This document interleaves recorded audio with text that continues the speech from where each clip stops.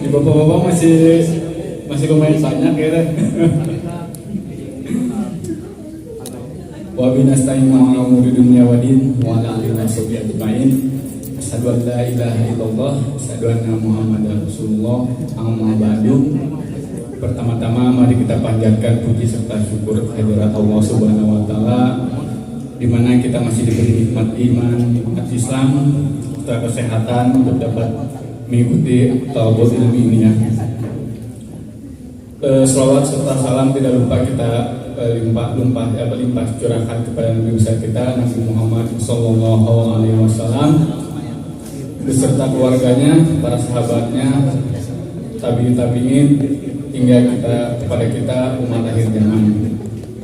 Alhamdulillah kita sudah memasuki sesi ketiga kalau tidak salah bersama Ustaz Ugum Abu Fatih. Sebelumnya kita membahas tentang masalah perkara sholat. Nah, sholat dan perbaikilah sholatmu. Kumaha ibu-ibu udah pada memperbaiki sholatnya? Belum? Kumaha ya tadi. Alhamdulillah hari ini kita mencoba untuk di tema istighfar ya. Perbanyak istighfar dalam hal apapun, dalam setiap saat atau dalam melakukan apapun. Semoga apa yang kita lakukan mendapatkan ridho dari Allah Subhanahu wa taala. Amin ya rabbal alamin.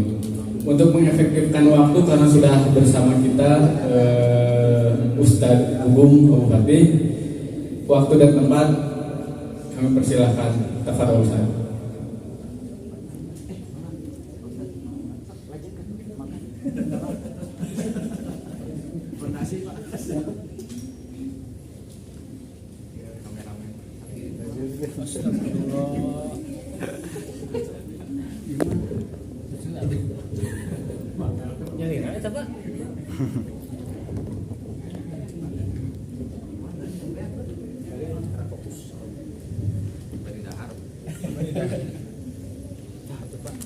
Assalamualaikum warahmatullahi wabarakatuh. Waalaikumsalam.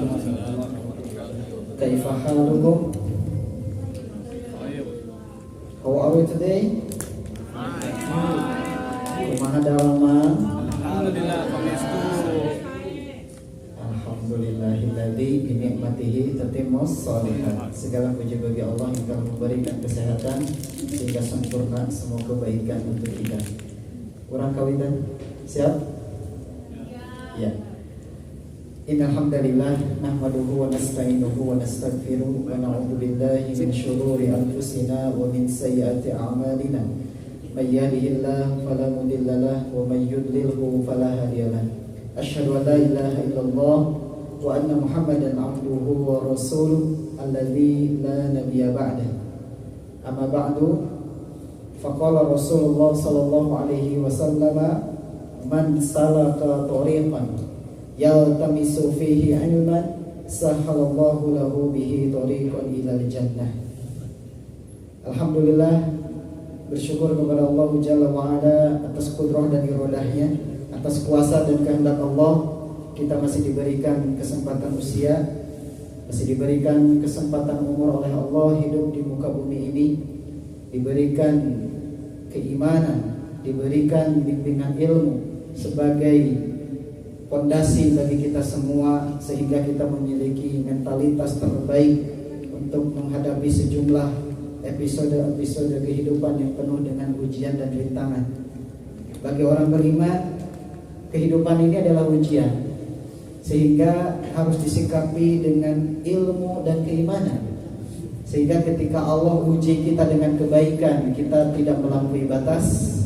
Dan ketika Allah uji kita dengan sesuatu yang tidak mengenakan, kesedihan, kekecewaan, di PHP-in orang, ya, dikecewakan orang, disakiti orang, kita sikapi dengan penuh kesabaran. Karena memang konsekuensi keimanan ini kita mustahil luput dari ujian kehidupan. Dalilnya surah Al-Ankabut ayat kedua. Coba bunyikan Al-Ankabut ayat kedua. Mudah-mudahan ada door prize dari panitia. Sok jawab bola sebelum ambil. Ya, apa Al-Ankabut ayat kedua, jangan googling, jangan buka mushaf. Repot gitu cara nama. Iya. Ahasiban nas, apakah manusia mengira ayyutroku akan dibiarkan begitu saja, ayyaqulu amanna, mengaku beriman kepada Allah, wa hum la yuftanun, sementara kehidupannya merasa tidak diuji. Artinya orang beriman pasti diuji. Merasa hidup di muka bumi ini penuh dengan ujian? Merasa? Cuma siapa yang diuji dengan istrinya? Iya. Yang merasa diuji dengan anaknya? Enggak ya. Yang diuji dengan penantian panjang, entah kapan akan ada pemimpin yang soleh yang membimbing anti. Cuma jomblo. Informasi yang saya dapatkan 60-70% karyawan di sini belum menikah, betul tidak? Dan sekian persen menginginkan menikah lagi.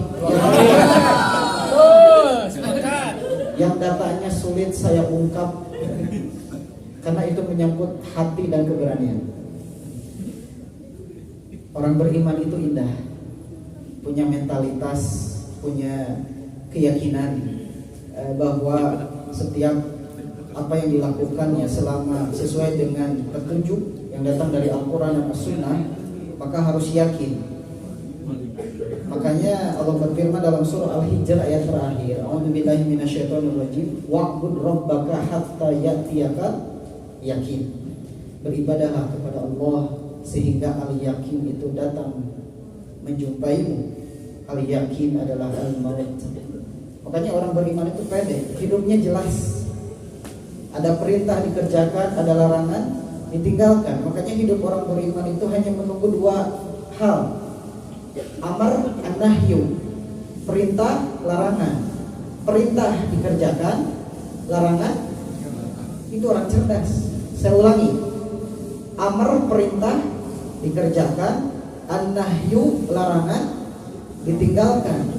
Tapi ada model-model manusia yang mengaku beriman, ketika tahu ini larangan malah dikerjakan, ini amar, ini perintah malah ditinggalkan. Setiap pelanggaran atau penyimpangan dalam aturan syariat disebut,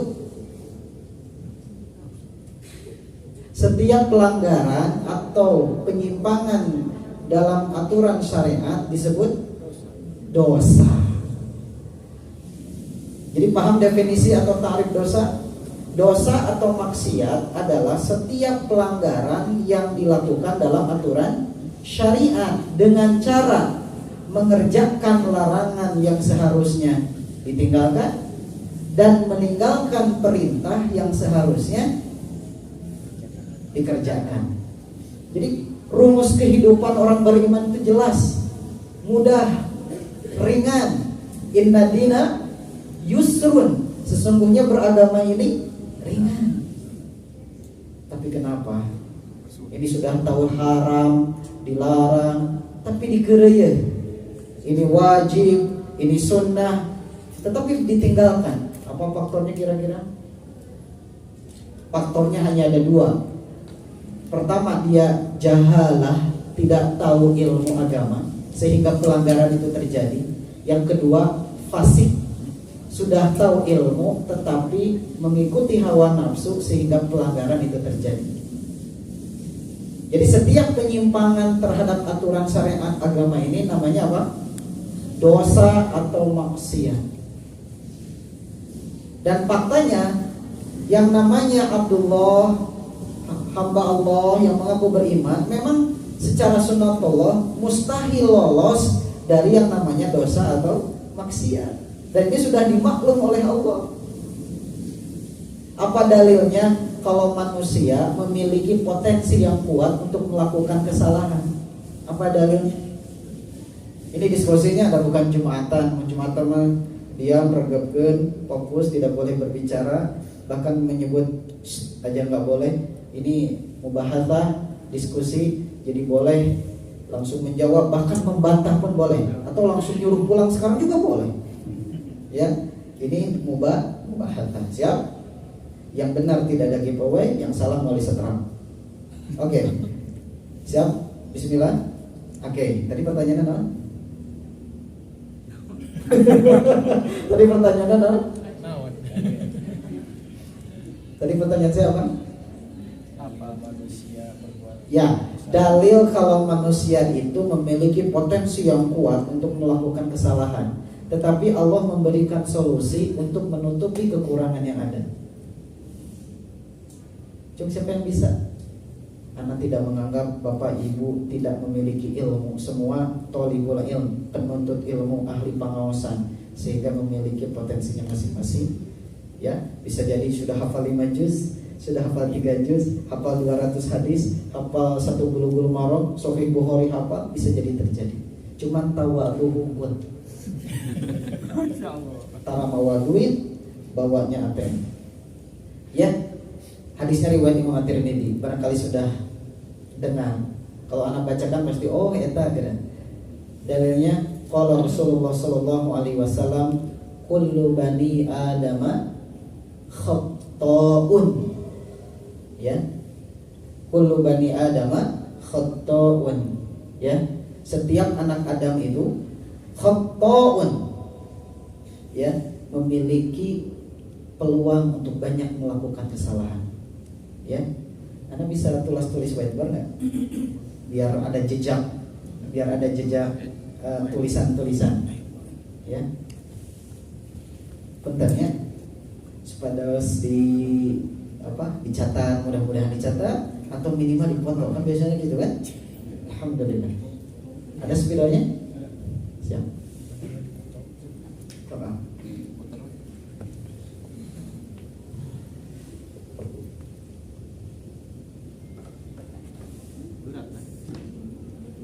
Itu kabel. So.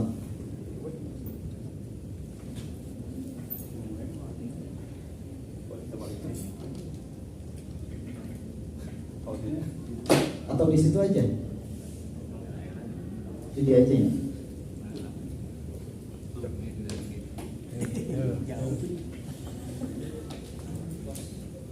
Biar ada gambaran redaksi hadis. Ya. Nanti Ahmad agak maju sedikit ya. Spidol, ada spidol? Ya. Oke.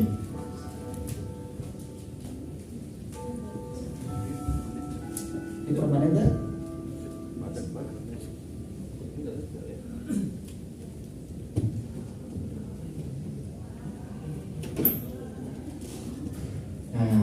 Masya Allah. Perdanaannya di spidol lagi. Wutuh. Jadi dah, ya. Sab ibu-ibu. Jadi yang namanya mencatat dalam kajian itu adab sebetulnya. Dalilnya apa? Qayyidul ilma bil kitab. Catatlah ilmu ikatlah ilmu itu dengan mencatat. Kalau tidak bawa catatan minimal langsung dihafalkan saat itu. Begitulah kebiasaan rawi hadis atau para rawi atau ruwat itu mengandalkan kecerdasan hafalan. Kullu bani adama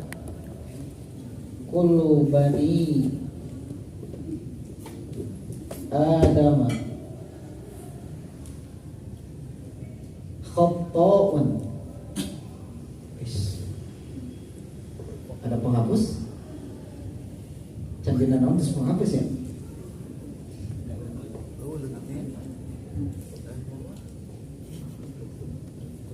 Khata'un. Wa khairul khatta'in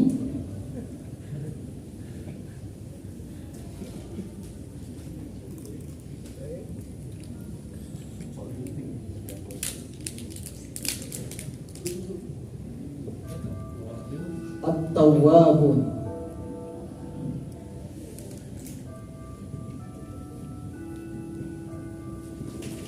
Hadis riwayat Imam At-Tirmidzi.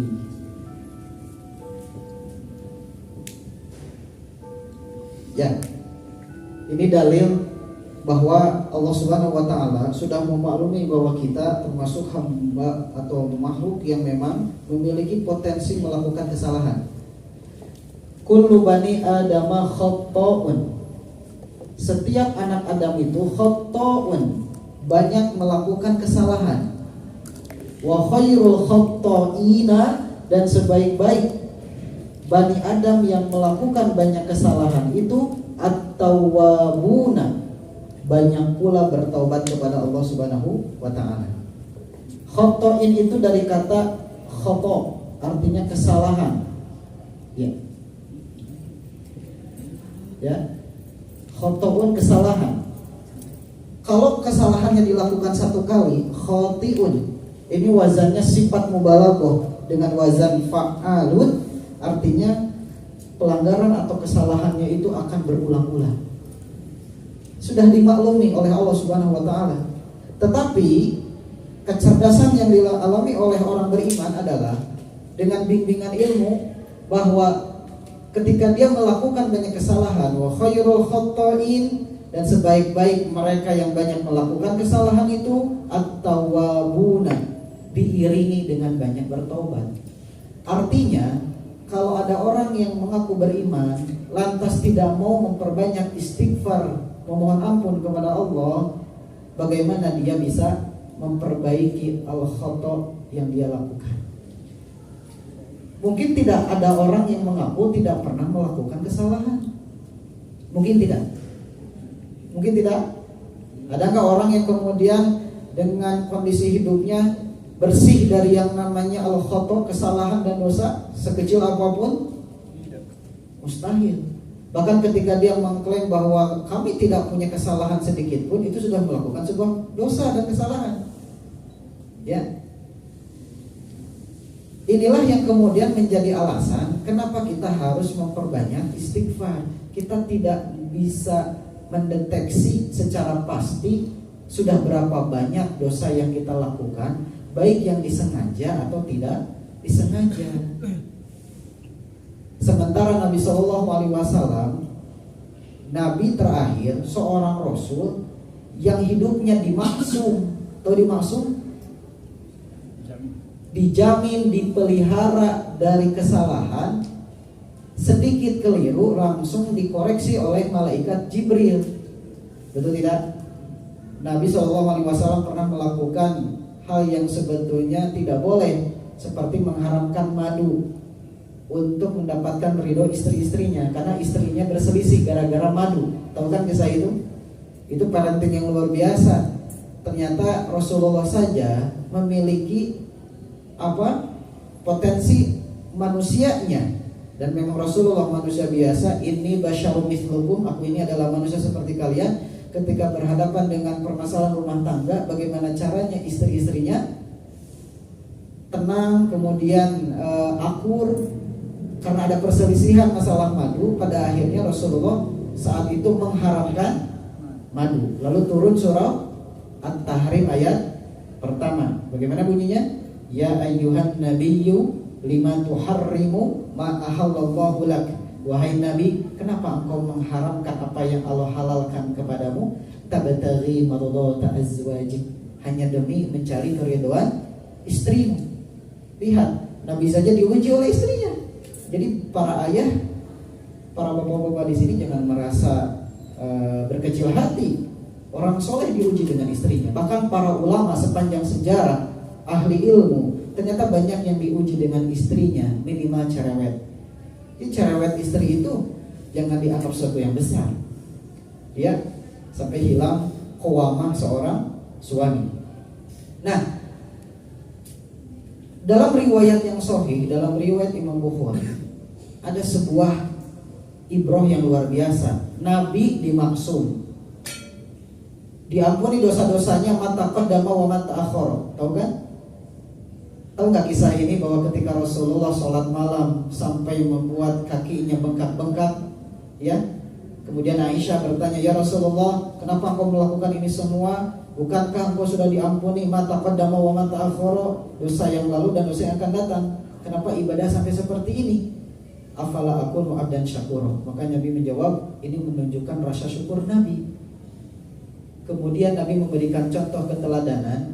Rasulullah SAW bersabda, wallahi, demi Allah, inni la astaghfirullah aku beristighfar kepada Allah, wa atubu ilaih, dan bertobat kepada Allah fil yaumi. Apa artinya fil yaumi? Kan di sini ada santri. Fil yaumi, dalam satu hari, aktsara min sab'ina marratan, lebih dari 70 kali istighfar. Nabi sudah dijamin masuk surga, kesalahannya langsung diampuni oleh Allah Subhanahu wa taala, tapi masih menyempatkan untuk memperbanyak istighfar sehari 70 kali. Dalam riwayat yang lain mi'ata marrah. Bapak, mi'ata itu 100. Ya, 100 kali istighfar. Apa ini faedahnya? Ini memberikan penegasan kepada kita semua. Nabi saja yang sudah dijamin masuk surga memberikan keteladanan kepada kita untuk memperbanyak zikir lisan, memohon ampun kepada Allah Subhanahu wa taala, untuk meningkatkan derajat kita di hadapan Allah Subhanahu wa taala. Berarti orang yang tidak mau beristighfar setiap harinya, seakan-akan seolah-olah dirinya sudah meyakini bahwa jaminan keselamatan telah dia miliki, pengampunan telah dia miliki, ya, dan keselamatan kelak pada hari kiamat pun seolah-olah sudah diyakini, sementara tidak ada jaminan untuk penegasan hal itu. Karena kita sudah tahu konsep nih, bahwa setiap pelanggaran dalam aturan syariat itu dinamakan dosa, dan setiap dosa akan berakhir dengan siksaan. Dalilnya surah An-Nisa ayat 123. May ya'mal su'an yujza bihi. Setiap amal buruk yujza bihi, akan diganjar, dibalas oleh Allah Subhanahu wa taala. Aya balitungana Bapak Ibu. Sehingga seandainya kita tidak banyak berdoa kepada Allah, memohon ampun kepada Allah sebanyak-banyaknya, bagaimana dengan nasib kita kelak pada hari kiamat ketika Allah tidak mengampuni kita?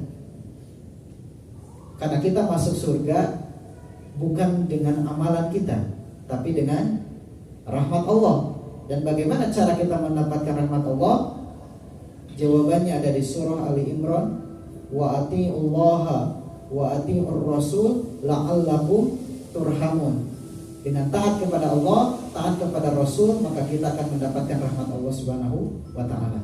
Jadi beramalnya kita bukan untuk menukar dengan surga, bukan. Tapi kita beramal taat kepada Allah, menghindari larangan Allah, supaya kita diberikan rahmat. Dan dengan begitu Allah memberikan surga terbaiknya untuk kita semua. Orang beriman itu, kata Nabi SAW, memiliki kecerdasan untuk memilih mana yang harus dilakukan, mana yang harus ditinggalkan. Ya, sehingga dia taat sepenuhnya kepada Allah Subhanahu wa taala. Al-kayyisu man dana nafsahu wa amila lima ba'dal maut. Al-kayyis, orang yang cerdas, ya. Man dana nafsahu, orang yang mampu mengekang hawa nafsunya, wa amila lima ba'dal maut, dan beramal untuk persiapan setelah kematian. Jadi orang yang cerdas itu, Pak, dia tahu ini perintah dikerjakan, ini larangan ditinggalkan. Tetapi ketika larangan dikerjakan dan perintah ditinggalkan, itu disebutnya ittiba'ul hawa. Apa? Ittiba'ul hawa, mengikuti hawa nafsu. Makanya al-khata, dosa ini penyebabnya adalah ittiba'ul hawa. Ya, mengikuti hawa nafsu. Maka Nabi SAW, ya, dengan uswahnya yang mulia memberikan keteladanan kepada umatnya agar senantiasa memperbanyak istighfar. Ya, baik karena kita melakukan dosa disengaja, atau memang karena kita melakukan kesalahan yang tidak disengaja, atau karena memang kelalaian demi kelalaian yang telah kita kerjakan, sehingga kita tidak merasa bahwa seolah-olah kita tidak memiliki kekurangan di hadapan Allah Subhanahu wa taala. Sehingga taubatnya kita kepada Allah adalah dengan istighfar. Jadi kalau ada orang yang memperbanyak istighfar, itu bentuk penghambaan bahwa sesungguhnya dia memiliki kelemahan dan meminta kepada Allah pengampunan atas segala kelemahan yang dia miliki. Maka inilah pentingnya kita memahami aturan syariat yang digariskan oleh Allah dan Rasul-Nya, sehingga kita tidak mudah terjebak dalam talbis atau jebakan yang dirangkai oleh syaitan, sehingga kita tidak merasa bahwa kita terjebak dalam kesalahan. Al-Imam Ibnu Qayyim menjelaskan ada 3 pintu sebab manusia masuk neraka. Pernah dengar ini? Dalam Kitabul Fawaid, Imam Ibnu Qayyim menjelaskan dakhalatin nasu an-nar. Manusia itu masuk neraka bi thalathati abwab, karena 3 pintu. Pertama, asy-syubhat, pintu syubhat. Yang kedua, pintu syahwat. Yang ketiga, al-ghadab. Pernah dengar ini belum? Konsep ini? Ini ada dalam Kitabul Fawaid. Kata Al-Imam Ibnu Qayyim al-Jauziyah, manusia itu masuk neraka karena 3 sebab pintu. Pertama, pintu syubhat. Apa itu syubhat? Pernah dengar istilah syubhat? Apa artinya syubhat? Ah, betul, Masya Allah. Siapa namanya? Siapa? Emil. Emil, kalau ada giveaway saya kasih. Berhubung panitia tidak menitipkan, mohon dimaafkan ya. Baik. Next, insya Allah ya. Atau mungkin mudah-mudahan panitia menyiapkan. Oh ada, masih ada gorengan, ada, alhamdulillah. Ya. Emil, makasih. Subhat adalah samar. Apa artinya? Bercampur aduknya antara hak dengan batil. Sehingga kata Imam Ibnu Qayyim adalah efek syubhat adalah aurathat syakkan fi dinillah, menyebabkan seseorang menjadi ragu dengan kebenaran agamanya. Kalau ada orang yang mengatakan bahwa semua agama itu benar, itu syubhat bukan? Syubhat. Karena dalam Al-Quran surah Ali Imran, inna dina indallah Islam. Itu syubhat-syubhat itu begitu.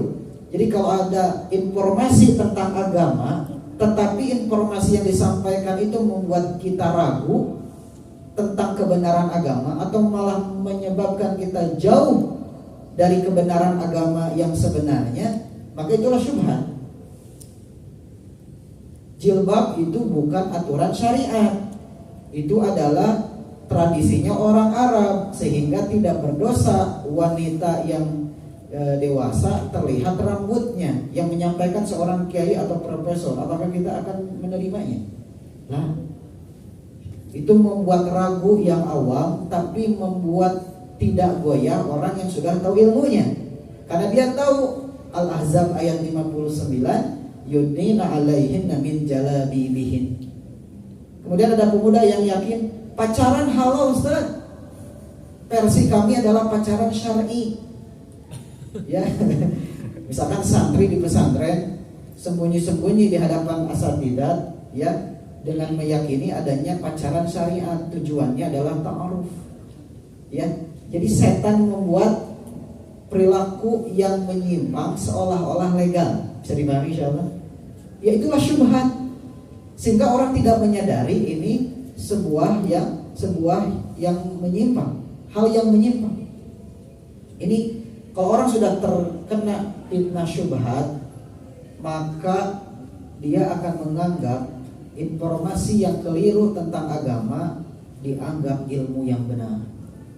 Cukup dengan menjadi murid dia, maka kita akan dijamin dia akan berada standby di pintu neraka menjamin jamaahnya misalkan. Karena dia yakin, ya, dia sudah kontrak dengan Allah Subhanahu wa taala, sehingga malaikat semua bertekuk lutut kepada ulama tersebut. Keterangan seperti itu datang dari mana? Di mana ada seorang ulama yang telah mengaku telah kontrak tanda tangan dengan Allah Subhanahu wa taala? Tidak ada. Apalagi sampai meyakini bahwa bidadari di langit ketujuh ngambai-ngambai, "Hei, ayo gerak gitu kan?" Alhamdulillah. Ya. Bagi mereka yang, mohon maaf, Bagi mereka yang belum belajar agama, dianggap sesuatu yang menakjubkan dan bagian dari mukjizat yang Allah berikan, sehingga harus dimuliakan. Nah, itulah syubhat yang kemudian begitu tersebar di tengah-tengah kaum muslimin. Itu baru satu perkara, belum lagi perkara-perkara yang lainnya. Makanya kata Imam Ibnu Qayyim al-Jauziyah, obat dari syubhat adalah dengan ilmu agama, dengan benar-benar mengetahui bimbingan agama. Kedua, pintu syahwat. Pintu syahwat adalah aurathat taqdimul hawa ala ta'atillah wa mardatihi. Orang yang terkena fitnah syahwat dalam hidupnya selalu mendahulukan hawa nafsu dibandingkan taat kepada Allah dan Rasulnya, dibandingkan dengan taat kepada Allah dan mengharap ridha Allah. Contoh begini, Pak, hayulah orang ke masjid. Pak, saya alhamdulillah sholatnya di rumah. Tuh musalah mentara sholat, saya alhamdulillah tos di bumi oge. Maka masjid dia teh cekap saya mah di rumah. Dia berpikir dengan dia sholat di rumah lebih utama untuk laki-laki. Kemudian ajakan untuk sholat ke masjid dianggap hal biasa. Berarti kan dia mendahulukan hawa nafsunya untuk memenuhi kewajiban sholat di rumah, mengabaikan perintah Allah untuk sholat di masjid bagi laki-laki. Bu, kenapa Bu? Gak mau menutup aurat? Ya, nantilah paling kalau udah 50 tahun ibu mau pakai berhijab untuk hijrah. Sekarang mah menikmati aja berhubung tuntutan karir dan pekerjaan. Sebagian ada orang yang begitu kan. Jadi takdimul hawa, mendahulukan hawa nafsu dibandingkan dengan ilmu yang dia pahami sendiri. Nah, ini berbahaya. Kalau sudah merasa bingung dengan agamanya, mana benar mana salah, sehingga dia lebih berpihak kepada hal yang menyimpang, atau yang kedua dia sudah tahu ilmu tetapi mendahulukan hawa nafsu, maka ini merupakan pintu yang menyebabkan dia masuk neraka Allah Subhanahu wa taala. Maka kuncinya adalah obat ketika terkena fitnah syahwat adalah bisabri, dengan sabar. Ke masjid teh berat padaunnya, ngomong ke usum halodo dingin 4:30 harus ke masjid. Tapi bagi sebagian orang yang sudah kokoh imannya nggak masalah. Tapi bagi mereka yang belum terbiasa, perlu paksaan yang ekstra dan keyakinan yang tinggi dengan bimbingan ilmu, bahwa memaksakan keluar masjid dalam kondisi dingin merupakan jihad yang luar biasa. Satu langkah mengampuni dosa, satu langkah mengangkat derajat. Ya, sehingga perkara syahwat ini adalah diobati dengan kesabaran. Kalau tidak sabar, itu menggugah hawa nafsu. Sementara kondisi jiwa kita berbicara hawa nafsu selalu menggiring kepada keburukan. Naudzubillah, innan nafsa la'ammaratun bisu. Sesungguhnya hawa nafsu itu selalu mengarah kepada kejelekan. Yang ketiga nih, disadari atau tidak, kata Al-Imam Ibnu Qayyim al-Jauziyah, yang menyebabkan kita masuk neraka adalah al-ghadab. Apa artinya al-ghadab? Tong ranosan atau Bu? Apa al-ghadab? Mama al-ghadab? Ghadab, lata gedab. Marah, Pak Ketua, agak tarikan Pak Ketua. Ya. Ini bukti ya, semua ahli pengawasan sudah terbiasa dengan bahasa Arab. Al-ghadab adalah pintu marah. Kata Al-Imam Ibnu Qayyim al-Jauziyah, kenapa pintu marah menjadi sebab orang masuk neraka? Awratha udwanu ala khalqillah, menyebabkan terjadinya permusuhan di antara sesama kaum muslimin. Ada enggak yang bermusuhan sampai sebulan, 2 bulan, setahun, bertahun-tahun enggak mau nanya? Ada yang putus silaturahminya gara-gara bagi warisan, enggak mau kontak lagi, enggak mau bicara lagi. Apalagi bab memboikot teman dengan memboikot saudara, misalnya lebih besar mana? Saudara kerabat, adik pada kakak nggak mau nanya lebih dari 3 hari, dosa besar. Jadi kalau mau bertengkar jangan lebih dari 3 hari. Jadi kalau pas sehatnya maksimal 3 hari, kesananya harus islah apapun yang terjadi. Mau kita jadi korban kedzaliman atau pelakunya yang membuat orang lain jengkel atau kita dijengkelin orang lain, harus islah 3 hari. La yahillu lil muslimin, tidak halal bagi seorang muslim ayyahjura akha. Ayyahjura itu menghajar, memboikot, membiarkan saudara kita fawqa thalathin layalin, lebih dari 3 hari 3 malam. Apa cirinya? Yaltaqiyan, keduanya bertemu, fayuridu hadza wa yuridu hadza, saling memalingkan muka. Ya, bisa dengan kerabat, bisa dengan sahabat, saudara, teman, relasi, ya, rekan pekerjaan. Itu jangan sampai tidak saling bertanya, tidak saling mengucapkan dan menjawab salam lebih dari 3 hari 3 malam. Dosa besar. Ya, dan permusuhan di kalangan sesama orang beriman itu kerugiannya banyak. Pertama, ditolak sholatnya di hadapan Allah Subhanahu wa taala. Kedua, rahmat Allah tidak akan turun kepada orang yang bertengkar. Ya. Sehingga harus islah, tidak boleh dendam, tidak boleh membenci kepada sesama kaum muslimin. Ya. Maka ketiga ini harus kita sadari. Pintu apa tadi? Pintu apa tadi? Pintu syahwat, syubhat, pintu syahwat, pintu godok atau amarah. Sehingga bisa jadi kita lolos di syubhat, ya, tapi tidak lolos di syahwat. Bisa jadi syubhat atau syahwat kita lolos, tetapi bab muamalah dengan kaum muslimin gampang pasea, gampang ain. Tahu ain? Benci dengan kenikmatan saudara. Kok junior saya baru juga 2 tahun posisinya bisa melampaui saya di perusahaan? Kan bisa jadi ujiannya seperti itu. Ya. Maka orang beriman itu mampu mencegah mandana nafsah, mampu mengekang dirinya untuk mengikuti hawa nafsu.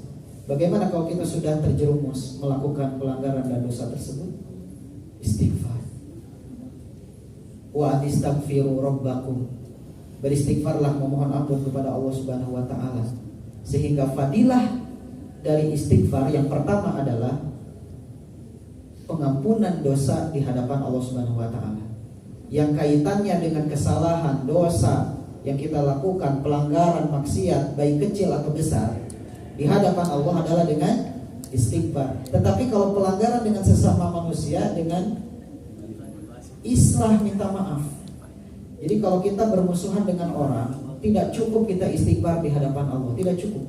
Kalau itu kaitannya dengan hak adami manusia, pernah mukul, pernah mencela secara langsung, pernah gibah. Kalau gibah tidak perlu konfirmasi, mohon maaf. Kalau gibah tidak perlu konfirmasi. Misalkan karyawan menggibahi ketua DKM, tidak perlu rame-rame kabur atau ketua DKM, karena selama ini kita menggibahi beliau tentang kebijakan beliau. Tidak perlu.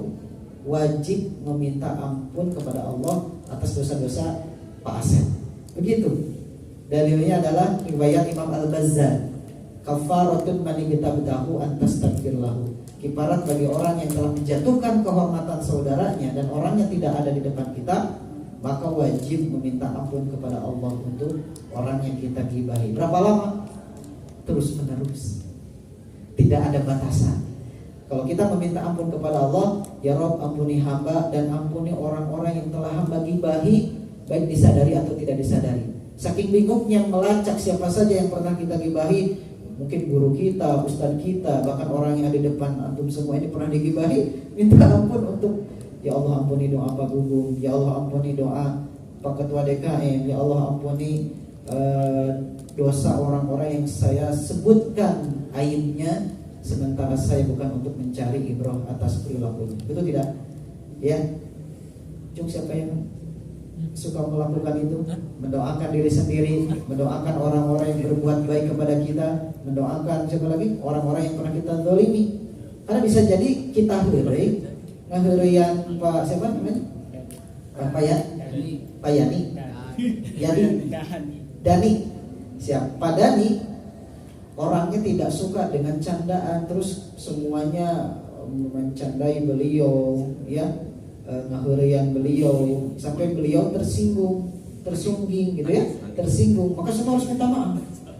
Iya, karena candaan yang menyebabkan orang lain sakit hati jadi dolim gitu. Hati-hati loh. ulang tahun apa, saya nggak setuju banget. Viral di IG ada ketua OSIS ulang tahun disutrungkeun ka balong kasetrung maot.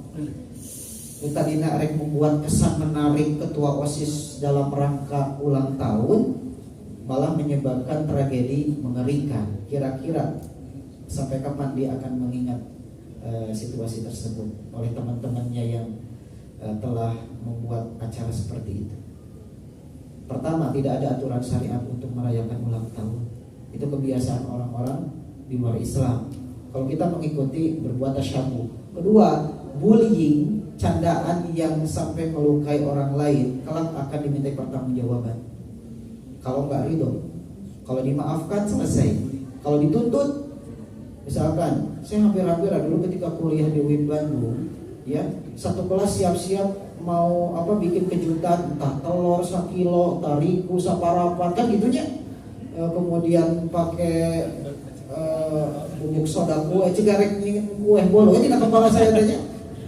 Ternyata kartu mahasiswa saya tanggal lahir dengan Facebook berbeda, aja dibedakan gitu kan. Sehingga tertulis rek harian saya. Dan saya bukan termasuk orang yang senang digitu-gituin gitu kan. Aya doa di Facebook saja, barakallahu fi umrik, atau miladukum sa'id, atau sana helwa, ya inti nama happy birthday pakai bahasa Arab. Maka kami tidak membutuhkan itu. Tidak ada perilaku para sahabat, orang-orang soleh terdahulu, umur murangan bunga gitu. Kan spirit ulang tahun teh gitu, umur murangan atau tepuk tangan gitu kan, nyanyi-nyanyi, itu bukan bagian dari Islam. Yang masih melakukan seperti itu beristighfar kepada Allah Subhanahu wa taala, karena berkurang umur membuat kita sedih. Jadi aneh. Bentarnya masuk ulang tahunnya, kemudian ayeuna geus disiapkeun kadona buat ketua DKM teh kudu sedekah mah sedekah. Nah make jeung sedekah nu buat satahun sakali, nah teu unggal dinten ceuk. Unggal dinten sedekah mah. Ya, lebih mulia. Kenapa harus ngasih kue setahun sekali? Sok unggal dinten ge ku abi ditapi kue. Ya, jeung kudu make lilin, data aliran. Ya, hapunten nu osok ieu mah nya. Maka beristighfarlah kepada Allah. Punten, sebagian kaum muslimin tidak menyadari itu dosa. Buktinya sampai hari ini masih kene bergulir. Silahkan cek, betul tidak? Ya, karena itu kebiasaan umat di luar Islam. Yang mereka mah urusan mereka. Adapun kita, man tasyabbaha biqaumin fahuwa minhum. Jangan menyerupai umat selain umat Islam. Ya. Jadi yang pertama, fadilah dari memperbanyak istighfar agar Allah memberikan pengampunan untuk kita semua. Mustahil di antara kita ada yang lolos dari al-khata' wan nisyan, hilaf, lupa, kelalaian, yang wajib ditunda-tunda, yang sunnah diabaikan. Bahkan termasuk dosa kita mengabaikan untuk hadir di majelis ilmu, tidak mau mengupdate diri dengan ilmu. Sebagian orang menganggap asal dosanya. Jika penting diajar ilmu agama dianggapnya dosanya. Dosa tidak? Ilmu dunia dikejar, ilmu akhirat dingke-engke atau ditunda-tunda, dosa tidak? Dosa. Ada ayatnya, ya'lamuna dhahiran minal hayati dunya. Mereka mengetahui urusan dunia, wa hum anil akhirati hum ghafilun. Tetapi dalam urusan akhirat hum ghafilun. Mereka apa ghafil itu? Melalaikan. Saya baca ayat itu jadi ruas gitu. Kita punya gelar profesor doktor dalam urusan dunia mulia, tapi untuk perkara agama kita tidak pernah serius mengejar ilmu layaknya mengejar dunia. Jadi kalau kita mengejar dunia, pastikan proposalnya untuk kebaikan akhirat. Kenapa kita mengejar kedokteran? Supaya kita menjadi dokter muslim yang kemudian membantu kaum muslimin. Tapi urusan ngaji Quran, mempelajari hadis, mempelajari tauhid tidak bisa diwakilkan untuk orang lain. Thalabul ilmi fardhatun 'ala kulli muslimin. Makanya tak heran Pak, dalam berbagai pekerjaan atau status sosial, mereka yang dapat dorongan, mohon maaf ya, hidayah, mereka terdorong untuk mengulas hadis, terdorong untuk belajar tahsin, tidak malu untuk bermulazamah atau hadir di halqah-halqah ilmiah, benerin bacaan Quran. Saya deg-degan ngajar Bulughul Maram di depan Profesor Doktor Guru Besar ITB. Ya. Jadi saya mengajar di depan profesor itu jika sidang skripsi gitu ya. Khawatir satu kalimat salah menyebabkan kita nilai berkurang. Tapi beliau nanti hadap asor, apa hadap asor? Tawadhu luar biasa. Ada beberapa masjid yang memang guru besar ITB-nya ada seperti di Cigadung, di Dago, masya Allah. Ya, beliau tidak melihat senioritas junior, usianya jauh lebih muda, tapi kalau berkaitan dengan al-ilm, ya beliau memperlihatkan sikap yang indah luar biasa. Profesor Dr. Haji Anam, ya, Profesor Dr. Guru besar ITB, ya, menunjukkan sikap ketawaduan yang luar biasa. Ya, kadang orang yang udah menguasai ilmu dunia berhadapan dengan orang yang walaupun dia mohon maaf ustadz, detailnya jauh dengan beliau, ada semacam gengsi luar biasa, betul tidak? Ya, itulah adab dan akhlak yang kita lihat dari beliau luar biasa. Jadi yang pertama, fadilah dari memperbanyak istighfar adalah pengampunan dosa. Yang kedua adalah istighfar menjadi solusi atas permasalahan kehidupan dunia yang orang beriman hadapi. Suatu ketika Al-Imam Hasan Al-Basri, pernah dengar Hasan Al-Basri? Pernah dengar? Pernah ya? Siapa Hasan Al-Basri itu? Hasan Al-Basri adalah ulama besar di kalangan tabi'in. Apa tabi'in itu? Tabi'in adalah setelah sahabat. Man laqiya sahabat, orang yang bertemu dengan sahabat Nabi, berguru dengan sahabat Nabi, mukminan bihi, beriman kepada ajaran Nabi, wa mata 'alal Islam. Itu definisi tabi'in. Dan mati dalam keadaan Islam. Jadi tabi'in adalah orang yang berjumpa dengan sahabat Nabi, berguru kepada sahabat Nabi, beriman dengan apa yang dibawa oleh Nabi sallallahu alaihi wasallam, dia muslim, wa mata 'alal Islam, dan wafatnya pun dalam keadaan Islam. Itulah tabi'in. Itulah Hasan Al-Basri. Ketika beliau didatangi orang-orang yang mengadu tentang kesulitan hidup. Yang pertama, mereka yang mengeluhkan tentang kegersangan bumi, ya, tidak ada air. Yang kedua, ada yang mengadu tentang kefakirannya. Yang ketiga, ada yang mengadu tentang belum memiliki keturunan. Yang keempat, ya, yang membutuhkan air untuk perkebunannya. Maka ketika 4 orang berbeda meminta solusi kepada ulama besar yang bernama Al-Imam Hasan Al-Basri rahimahullah, maka jawabannya semua sama. Istaghfir, istaghfir, istaghfir, istaghfir. Lalu Al-Imam Hasan Al-Basri ditanya, kenapa ketika mereka mengadukan kepada engkau dengan permasalahan yang berbeda, tetapi jawabannya sama? Maka Al-Imam menjawab dengan satu ayat, satu surah, ayat ke-10 sampai ke-12 surah Nuh. Surat apa? Nuh. Nuh itu surah juz keberapa? Nuh itu 29. Teh email luar biasa ya, luar biasa. Bisa bilang ya. Terus dua giveaway harus diberikan. Ya. Ayat pertama surat Nuh teh. Ayat pertama surat Nuh. Nuh bukan. Bisi kadinya ngarahkan. Nuh itu mah ya, bukan Nuh ya. Inna arsalna Nuhan ila qaumihi an anzir qaumaka min qabli ay ya'tiyahum adzabun alim. Ya. Di ayat 10 sampai 12, A'udzubillahi minasyaitonir rajim. Imam Hasan Al-Basri membacakan ayat faqultustaghfiru rabbakum innahu kana ghaffara yursilis samaa'a 'alaikum midrara wa yumdidkum bi amwalin wa banin wa yaj'al lakum jannatin wa yaj'al lakum anhara. Al-Imam Hasan Basri menyampaikan ayat ini untuk menjawab permasalahan ya saudaranya, maka ayat tersebut menjadi solusi. Faqultu astaghfiru rabbakum, hendaklah kalian memohon ampun kepada Allah. Innahu kana ghaffar, karena sesungguhnya Allah Ghaffar, Maha Pengampun. Ya. Yursilis sama, niscaya Allah akan menurunkan dari langit alaikum midroro. Midroro artinya hujan lebat. Ya. Kemudian wa yumdidkum bi amwali wa banin, dan Allah akan memberikan amwal, harta, wa banin, dan keturunan. Wa yaj'al lakum jannat, dan memberikan kepada kalian kebun-kebun, wa anharo, dan sungai-sungai. Allah yang menurunkan hujan dari langit. Jadi dengan istighfar bisa menjadi solusi permasalahan orang beriman. Asal yakin. Kaitannya dengan rezeki, kaitannya dengan kabingung, kasusah, urusan jodoh yang diuji oleh Allah, penantian jodoh bertahun-tahun belum kunjung datang, ya. Kemudian yang udah lama menikah belum Allah hadirkan keturunan, ya.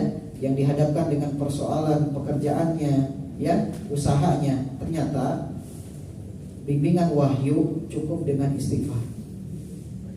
Makanya ada satu hadis, ya, ada yang namanya wahyu. Mau nggak mau kudu 30 juz. Ya, karena resiko nami wahyu begitu, karena wahyu ada 30 juz. Montel sanes wahyu. Man aktsara istighfar. Ya, ini ada di captionnya IG DKM Al-Khuwah, ya. Man aktsara istighfar, barang siapa yang memperbanyak istighfar, ja'alallahu lahu, Allah akan menjadikan baginya min kulli hammin farajan, dari setiap kabingung ada solusi, wa min kulli dayyikin makhraja, dari setiap kesulitan ada jalan keluar. Dan ini yang paling ditunggu-tunggu orang beriman. Wa razaqahumullah min haitsu la yahtasib, dan Allah akan memberikan rezeki dari celah yang tidak diduga-duga. Dan ini harus penuh keyakinan. Harus penuh keyakinan. Ketika kita dilanda kesedihan, ya, kesulitan, termasuk dosa di masa lalu, ternyata solusinya sama, yakni beristighfar, memohon ampun kepada Allah Subhanahu wa taala. Istighfar itu bukan serta-merta perbuatan lisan, tapi adanya tindakan. Istighfar nama sering, terutama ketika melihat hal yang membuat kita marah. Astagfirullah, boga anak buah gigi istighfar. Ketika melihat anak kita kemudian berulah, istighfar. Astagfirullah, ya budak kasih diatur. Tapi kadang-kadang kita lupa ketika ada kesalahan diri kita untuk mengucapkan istighfar. Astagfirullah, nah sholat subuh keburangan. Istighfar tuh sholat subuh keburangan. Udah nama istighfar. Betul. Jadi kalau ada orang yang sulit bangun malam, seperti ada ulama siapa? Karena dosa yang aku lakukan, itu ucapan ulama terdahulu. Karena dosa yang aku lakukan menyebabkan aku tidak bisa sholat malam selama 1 bulan penuh. Ada juga ulama yang mengatakan karena dosa yang aku lakukan aku tidak bisa sholat ke masjid selama 1 bulan. Jadi efek dosa maksiat itu mempengaruhi mudahnya kita beramal soleh. Saya ulangi, ini pengalaman orang-orang soleh terdahulu. Dampak dosa bisa menyebabkan kita sulit melakukan ibadah kepada Allah. Salah satunya sholat malam, salah satunya berjamaah ke masjid. Yang biasa mudah sholat malam, nah kenapa sekarang jadi tidak bisa? Cek, bisa jadi ada dosa yang belum kita istighfar, belum diistighfar. Makanya kalau ingin mudah taat kepada Allah, langkah pertamanya adalah beristighfar, memohon ampun kepada Allah, dan diberikan taufik mudah mengerjakan. Iya, seperti itu. Bahkan ada juga yang testimoninya begini. Ketika ada perilaku berubah kepada istri seorang ulama, lalu kendaraan yang mengalami kerusakan, maka ulama tersebut akan beristighfar kepada Allah. Akibat dari dosaku terjadinya perubahan karakter istri dan anakku. Hilang tiba-tiba mobil mogok. Orang beriman itu mengkaitkan situasi hal yang tidak mengenakan dengan kesalahan sendiri. Itu fitrahnya begitu. Karena ketika kita istighfar dan memohon ampun atas kesalahan kita, dan Allah meridhoi, wa min kulli dayyikin makhraja, dan Allah menjadikan solusi dari setiap kesulitan. Allah hadirkan orang soleh yang membantu kita. Allah hadirkan orang-orang yang tidak diduga-duga membeli proyek kita, usaha kita. Tiba-tiba Allah pertemukan dengan orang soleh yang mau memberikan kemudahan untuk kita. Padahal orang-orang terdekat kita menjauhi kita, tapi Allah utus orang terjauh yang baru dikenal memberikan solusi. Pernah mengalami seperti itu? Rasanya orang beriman mengalami hal-hal yang di luar nalar, ternyata itu adalah pertolongan dari Allah Subhanahu wa Ta'ala. Maka jangan pernah bosan, lelah untuk banyak istighfar. Rasulullah SAW dalam satu majelis beristighfar ketika tidak ada situasi yang memang banyak diam, berbanyak zikir, dan zikir yang paling banyak diucapkan adalah istighfar dan doa-doa zikir yang lain seperti apa? Subhanallah, walhamdulillah, wala ilaha illallah, wallahu akbar, wala haula wala quwata illa billah. Itu termasuk ahabbul kalam, ucapan yang paling dicintai oleh Allah Subhanahu wa Ta'ala. Al-Imam Hasan Al-Basri sampai mengingatkan begini, saking kita tidak boleh melupakan istighfar. Ini perkataan ulama level tabi'in, muridnya sahabat. Aktsiru minal istighfar, perbanyaklah oleh kalian istighfar. Ya, fi buyutikum, di rumah-rumah kalian. Wa ala madainikum, di atas meja makan kalian. Wa fi turukikum, di jalan-jalan kalian, menuju di jalan, menuju di motor, menuju di mobil, perbanyak istighfar. Wa fi aswaqikum, dan di pasar-pasar kalian, menuju di pasar, menuju kaborma. Apalagi pasar itu tempatnya majelis syaitan, keburukan banyak di setan, banyak perilaku syaitan, maka perbanyak istighfar masuk pasar teh.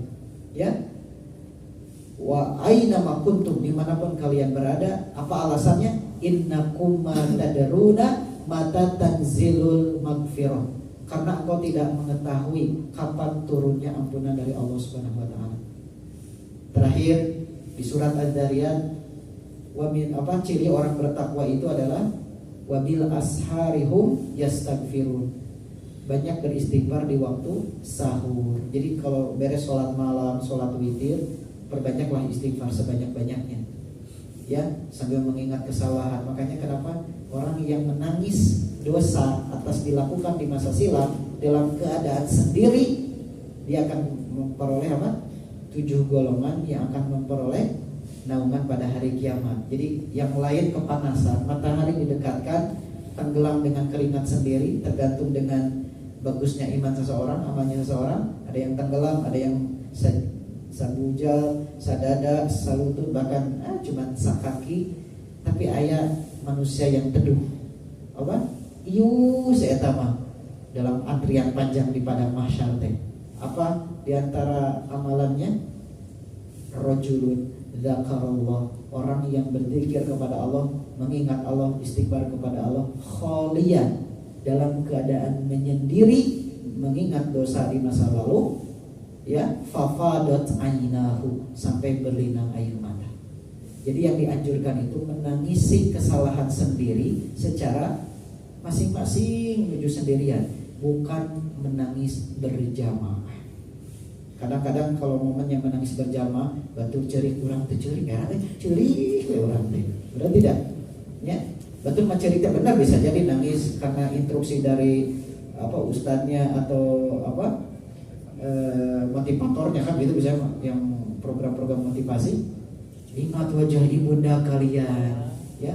Padahal ngalawan wae cicing, dan ngalawan wae setan. Ya. Tapi yang mengingat ibunya udah wafat, bapaknya udah wafat, ya, dengan cukup mengingat kebaikan beliau dan mendoakan agar beliau diberikan penerangan di alam kubur, cukup membuat kita sebagai anak menangisinya. Karena bisa jadi birrul walidain kita belum tuntas atau belum maksimal untuk memuliakan orang tua kita. Jadi orang beriman tidak bosan beristighfar setiap hari. Dan rasanya saya berbuat dosa hari ini, jadi untuk kudu istighfar. Itu keliru ucapan seperti itu. Nabi saja yang sudah dijamin masuk surga memperbanyak istighfar. Lantas apa yang membuat kita tidak mau beristighfar setiap hari, sementara surga belum dijamin, keselamatan di akhirat belum dijamin, masih tegang semua lagi sedang berjuang di hadapan Allah Subhanahu wa Ta'ala. Semoga Allah Subhanahu wa Ta'ala memberikan hidayah dan taufik kepada kita semua untuk memperbanyak istighfar, selalu bergantung kepada Allah, mohon ampun kepada Allah, sehingga Allah memaafkan kita, sehingga Allah memberikan kemudahan-kemudahan untuk urusan kita. Jadi fadilahnya 2, pengampunan dosa, dan Allah berikan kemudahan-kemudahan untuk setiap kesedihan kita dalam perkara duniawi. Segitu pengintan. Berikutnya ada sedikit waktu untuk bisa kita diskusi insyaallah. Jika ada pertanyaan, jika bisa kita jawab, jika tidak kita serahkan kepada ketua DKM. Baik. Tafadhol. Kalau tidak ada saya yang bertanya. Ya. Maka Pak Daud. Wah, ini mah hadiah aja Pak Daud. Dari Pak Daud untuk Pak Daud. Keutamaan beristighfar setelah sholat fardu itu. Nah.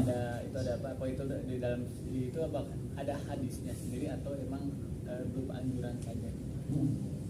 Alhamdulillah. Iya. Jadi adab setelah sholat, setelah mengucapkan salam adalah karena Rasulullah Shallallahu Alaihi Wasallam. Jadi sahabat yang melihat keadaan Rasulullah Sallallahu Alaihi Wasallam idan sorofa, apabila telah selesai dari sholatnya, istighfar thalathan. Nabi itu beristighfar 3 kali.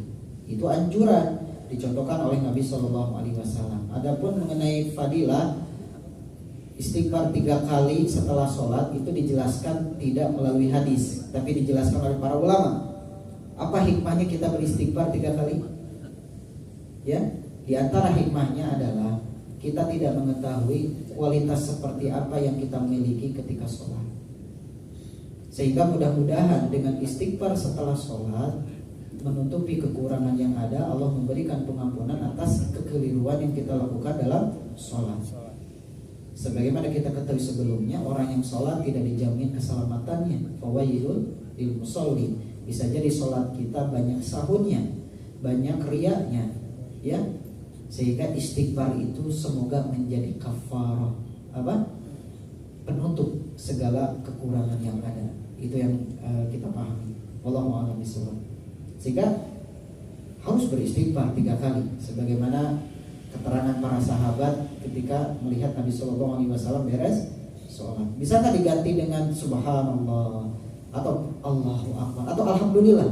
Sebagian yang mengucapkan Alhamdulillah di masjid saya masih mendengar ada orang yang beres sholat, Assalamualaikum, Assalamualaikum, Alhamdulillah. Secara sunnah dia menyelisihi, secara ilmu dia menyelisihi sunnah siapa yang dia lakukan ketika mengucapkan Alhamdulillah beres sholat. Sementara sahabat melihat Nabi sholat istighfar, artinya dia memiliki pendapat yang lain. Hujah siapa yang dia gunakan? Walaupun tujuannya mulia, yakni bersyukur kepada Allah telah menggugurkan kewajiban. Masalahnya bukan benar menurut perasaan kita, tetapi cocoknya kita dengan petunjuk ilmu. Begitulah kurang lebih. Makanya kalau terlalu kreatif namanya ittibaul hawa, mengikuti hawa. Makanya dalam ibadah jangan kreatif, inovatif dalam urusan ibadah yang sudah jelas. Sakitu ayana modalna sakitu tong ngabati. Tong ngabati dalam ibadah. Punten, ya ini bahasa saya aja, ya. Jadi lamun Nabi nyontohannya istighfar, jangan mencari-cari lafaz zikir yang lain. Punten ya.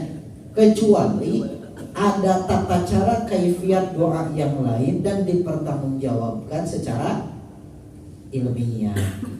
Oh, dalam riwayat Imam Muslim ternyata ada redaksi yang membolehkan, yakni lafaz zikir Alhamdulillah, maka lanjutkan. Berarti opsional. Tapi kalau tidak ada, terpaksa ya. Itulah prinsip kita dalam beribadah kepada Allah Subhanahu wa taala. Bagus, Pak. Pertanyaannya Alhamdulillah. Ya, kalau beres setelah sholat sunat istighfar dong.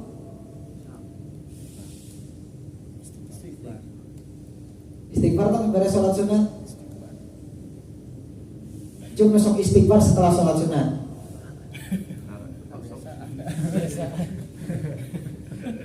Ya, intinya setelah kita selesai mengerjakan satu ibadah, kita memohon kepada Allah, Rabbana taqabbal minna, seperti doa Nabi Ibrahim alaihissalam ketika memasang bata satu, Rabbana taqabbal minna, Rabbana taqabbal minna, Rabbana taqabbal, level Nabi.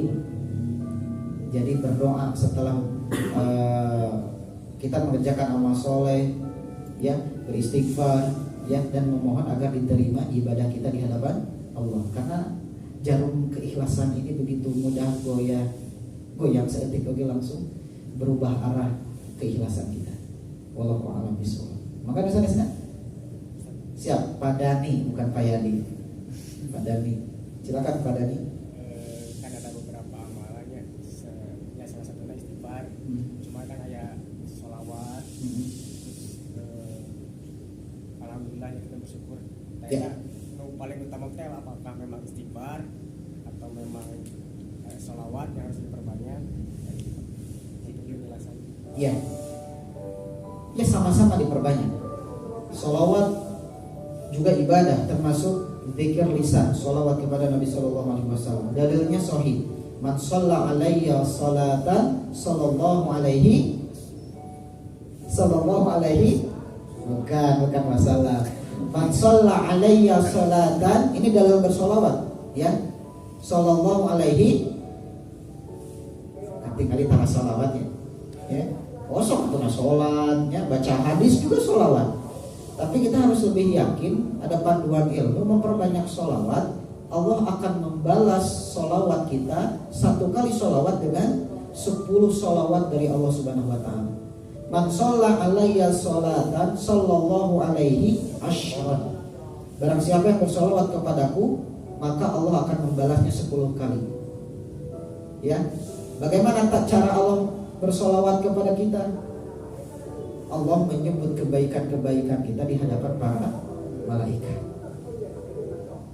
Ada sahabat bertanya, ya Rasulullah, amaroni, engkau menyuruh kepadaku untuk bersolawat kepada engkau, maka ajarkan kepadaku kaifan usolli alaik, bagaimana aku bersolawat kepadaku. Maka Nabi menjawab dengan solawat yang kita gunakan ketika tasyahud awal atau tasyahud akhir, yang dinamakan dengan solawat Ibrahimiyah. Allahumma sholli ala Muhammad wa ala ali Muhammad kama shallaita ala Ibrahim wa barik ala Muhammad wa ala ali Muhammad kama barakta ala Ibrahim fil alamin innaka Hamidum Majid. Itu versi perfect, sempurna. Minimal sallallahu alaihi wasallam. Sallallahu alaihi wasallam. Atau Allahumma sholli ala Muhammad.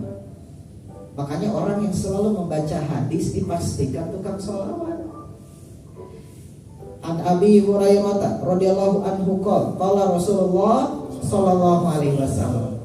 Makanya kata Nabi, orang yang pedit, orang yang bakhil, mari gehese kebut kasih rancap jahe cap nona, adalah orang yang ketika disebutkan nama Muhammad dia tidak bersolawat. Allahumma sholli ala Muhammad, sallallahu ala Muhammad. Ya, jadi memperbanyak sholawat harus, memperbanyak istighfar harus. Kalau ditanya mana yang harus didahulukan, zikir atau sholawat? Ada fatwa di salah satu ulama, saya lupa lagi nama ulamanya. Ketika posisi kita banyak dosa atau dirasa lebih banyak kesalahan, banyak melakukan kezaliman, dan baru di posisi melakukan banyak ketaatan, maka saat itu istighfar lebih diutamakan ketimbang sholawat. Tapi kalau istighfar sudah menjadi hal yang rutin, ketaatan selalu dijaga, maka perbanyaklah sholawat. Ya, itu ada fatwa dari ulama, bukan hadis ya. Ketika ditanya prioritas, dan bagi anak pribadi seperti itu. Jadi kalau memang kita merasa butuhnya istighfar, perbanyaklah istighfar. Tapi diselingi juga dengan bersolawat, dan solawat terbaik pelajarilah hadis Nabi. Makanya punya target baca hadis minimal, saran saya Sahih Bukhari udah punya. Kalau tidak punya dalam bentuk kitab hardnya gitu ya, lembaran-lembarannya, minimal download ensiklopedia hadis. Memang berbayar itu teh ya, ensiklopedia hadis. Tapi yang gratis juga Kutubut Tis'ah sudah ada. Sunan Abu Dawud, An-Nasai, At-Tirmidzi, Ibnu Majah, Sahih Muslim, Sahih Bukhari, kemudian Musnad Imam Ahmad, Al-Muwatta Imam Malik, Al-Mustadrak Imam Hakim, ya itu ada. Sunan Ad-Darimi juga ada, banyak macam-macam. Download ensiklopedia hadis warna hijau, tapi bukan Gojek ya, warna hijau. Nanti baca Sahih Bukhari, Sahih Muslim. Makanya kita kalau mengajar cukup pakai aplikasi Bulughul Maram, pakai aplikasi. Cukup siapa yang sudah punya hancam baca hadis. Bagi kami orang seperti itu udah terbiasa bersolawat. Karena nggak mungkin baca gini, anin nabiyyi sod atau SAW. Makanya kalau sallallahu alaihi wasallam itu disingkat-singkat. Ada ulama yang melarang ya. Ini fatwa ulama. Jadi kalau sallallahu alaihi wasallam itu disingkat-singkat.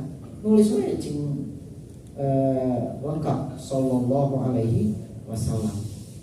Saya juga kalau mengetik makalah atau tulisan-tulisan ya, kalau sallallahu alaihi wasallam kalau nggak berbahasa Arab langsung tulis sallallahu alaihi wasallam, jangan disingkat-singkat. Ngawel juga sama. ASL warpot ya assalamualaikum warahmatullahi wabarakatuh. Askum tat ya. Ya. ASS tat aduh. Saya juga mengerti bahasa Inggris ASS teh naon ya. Maksudnya niatnya naon ya. Ya, jadi yang hal yang bersifat doa jangan disingkat. Warahmatullahi wabarakatuh tulis saja WR. Dibacanya gitu. Assalam warahmatullahi wabarakatuh. Ini resmi pisan. Ya, wallahu a'lam bishawab. Jadi yang jelas orang beriman itu harus memperbanyak zikir. Ya. Ya ayyuhalladzina amanu dzkurullaha dzikran katsiran. Wahai orang yang beriman, perbanyaklah mengingat Allah Subhanahu wa taala. Innallaha yuhibbul mulihina fid du'a, dan memperbanyak doa. Sesungguhnya Allah mencintai hamba yang mulihin. Mulihin itu orang yang terus-menerus berdoa. Dijabahnya belum terus doa, tidak pernah bosan. Itu kebaikan seorang beriman. Dan orang yang memperbanyak istighfar adalah orang yang banyak berdoa. Redaksinya berbeda-beda, bisa astagfirullah atau Rabbighfirli atau astagfirullahaladzim wa atubu ilaihi, atau apalagi Rabbana zolamna anfusana, bebas.